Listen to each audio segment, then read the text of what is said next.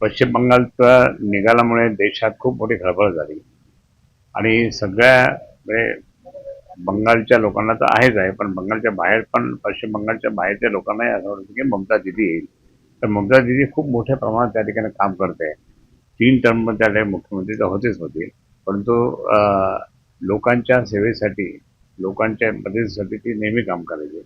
हे तिचं वागणं, बोलणं जे होतं ना, संघर्ष करायची. इतकं असताना सुद्धा त्या ठिकाणी तिचा पराभव होतो.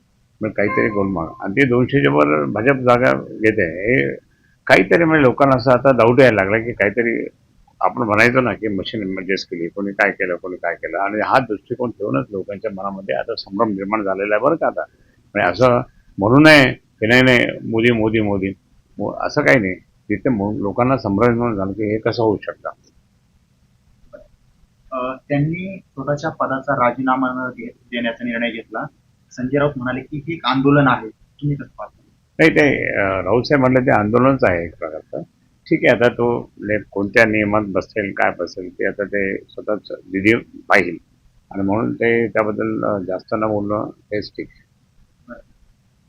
राज्यात आपण पाहतोय लहान लेकरांवर अत्याचाराच्या घटना अरे घडतात. बाप! किती प्रचंड झालं. म्हणजे इव्हन मी देवाभाऊंना हात जोडून विनंती करेल, अरे देवाभाऊ तुम्ही तोडफोड करण्याचं काम सोडून द्या. तुम्ही त्या ठिकाणी ह्या सगळ्या लोकांना तो बंदोबस्त करा, लॉ अँड ऑर्डर मेंटेन करा, तर तुम्ही अजून 5 नाही 15 वर्ष, 20 वर्ष तुम्ही राहू शकता इथे. पण तुम्ही जर असं करायला तर काही करा, फक्त तोडफोड करून राज्य करणं नाही योग्य. तुम्ही त्या ठिकाणी जितकं पण तुमच्याकडे आहे ना आता सगळे मेजॉरिटी आहे ना, मग त्या मेजॉरिटीच्या दृष्टिकोनातून तुम्ही त्या ठिकाणी ह्या सगळ्या लोकांचा बंदोबस्त करा. आपल्या लॉ अँड ऑर्डर तुम्हाला मी एकच सांगतो, मी कॅबिनेट मंत्री होतो महाराष्ट्राचा. माननीय शिवसेना प्रमुखांच्या आशीर्वादाखाली माननीय मनोहर जोशी साहेब, माननीय गोपीनाथजी मुंडे साहेब, 5 वर्षात एकदा तरी कुठे घटना घडली की सांगा बरं तुम्ही? 5 वर्षात एक तरी घटना घडली का? मुंडे साहेबांनी पूर्ण लॉ अँड ऑर्डर मेंटेन केलं, मनोहर जोशी साहेबांनी लॉ पूर्णपणे सांभाळून घेतलं, कुठेच काही झालं नाही. आज इथं प्रत्येक वेळेस तुमचं नाव किती खराब आहे, खराब होत आहे. म्हणून तुम्ही तोडफोडचं राजकारण बंद करा आणि तुम्ही ह्या सगळ्या हे जे चाललंय ना, ह्या अशा लोकांना तोडफोड करा जे अत्याचार करतात, हे करतात, त्यांच्यावर त्यांना तोडफोड केलं तर तुमचं अजून महत्व वाढेल. साई रिसॉर्ट प्रकरणात आमदार अनिल परबांची निर्दोष मुक्तता झाली.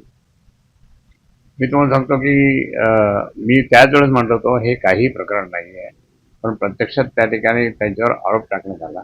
त्यांच्यामुळे त्यांचं विरोधी पक्ष नेतापद गेलं आणि त्यांना खूप हैराण केलं करण्यात आलं, परंतु ते जिंकले आणि आज ते त्या ठिकाणी मी त्यांना काल अभिनंदन पण केलं. ते जिंकले आणि जिंकले म्हणून त्या ठिकाणी मी तुम्हाला एकच सांगतो की न्याय मिळाला. तो सत्याला सत्य हे म्हणजे झाकले जात नाही, विजय होतो सत्याचा. अजित पवारांचा जो अपघात आपण पाहिला तर त्यामध्ये VSR कंपनीच्या मालकाला अद्याप अटक का नाही असं रोहित पवार विचारतात. वारंवार ते आवाज उठवत आहेत. मी रोहित पवार साहेबांचं मी कौतुक करेन. तुम्हाला मी सांगतो की रोहित पवारांनी जो काही लावून धरला प्रश्न, एखादा माणूस काय करतो की प्रश्न उपस्थित करतो विधान परिषदमध्ये, विधानसभेमध्ये किंवा लोकसभेमध्ये, राज्यसभेमध्ये, नंतर सोडून देतात ते. याने लावून धरलं सगळं आणि मग दिल्लीला काय, मुंबईला सगळीकडे सगळ्या पत्रकारांना दाखवलं, पण तरीही त्यांना तो न्याय मिळत नाही. त्याचं दुःख मला पण आहे. मी स्वतः त्या ठिकाणी पाहिलं की हा घातपात आहे, असं मला वाटलं. हा घातपात आहे बरं का. विमान पडल्यानंतर मी लातूरला होतो त्यावेळेस.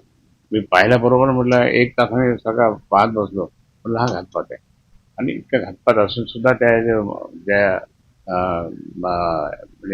एअरपोर्टच्या एअरलाईनच्या मालकाला काहीच केलं नाही. म्हणजे काहीतरी याच्यामध्ये कुठेतरी मोठं षडयंत्र आहे असं मला वाटतं. असुद्दीन ओवैसी हे महाराष्ट्रात येत आहेत, म्हणजे छत्रपती संभाजीनगर मध्ये येत आहेत. कॉर्पोरेटर पदाधिकारी आणि त्यांची SIR यात काम सांभाळण्यासंदर्भात एक बैठक होणार आहे छत्रपती संभाजीनगरमध्ये. कोण? असदुद्दीन ओवैसी MIM पक्षाचे प्रमुख. आता ते त्यांचेच 8-10 जण तर ते जाणारच आहे. फॉर्म त्यांनी काही भरले नाही, पण चुकीचे फॉर्म भरले. त्यांच्या पाठीमागच्या ते तक्रारी तशाच राहिल्या. फॉर्ममध्ये त्यांनी सगळ्यात चुकीचं माहिती भरल्यामुळे त्या ठिकाणी अनेकांनी प्रश्न उपस्थित केले आणि म्हणून त्यांचे जवळपास 8-10 नगरसेवक तरी ते जाणार आहे. ते काही टिकत नाही, नगरसेवक म्हणून टिकत नाही, ते बाद होणार आहे. मग आता हे बाद होणार असं तर ओएसी आपल्याला इतके जागा मिळाल, 33 जागा मिळाल्या, मग ओएसीला वाटतं की बाबा मी आलं पाहिजे. आणि म्हणून तो येणार. ठीक आहे, हरकत नाही, येऊ द्या. किती वेळ झाला तरी आम्ही सुद्धा